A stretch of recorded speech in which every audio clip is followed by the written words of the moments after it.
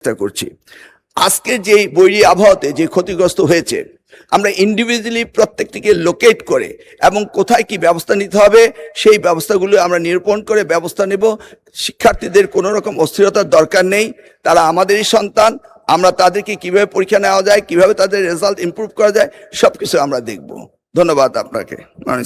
এই যে কনসার্ন পরীক্ষাটা কখন না হবে এই বিষয়ে আমরা দায়িত্ব পাওয়ার পরপরই আপনি হয়তোবা লক্ষ্য করেছেন, আমরা এসএসসি এবং এইচএসসি দুইটি পরীক্ষাকে খানিকটা আগিয়ে এনেছি এবং আমাদের প্ল্যান রয়েছে 2027-এর এসএসসি ব্যাচ ধরে আমরা আস্তে আস্তে এক্সামিনেশনের মান্থ হবে ডিসেম্বর অ্যান্ড জানুয়ারি।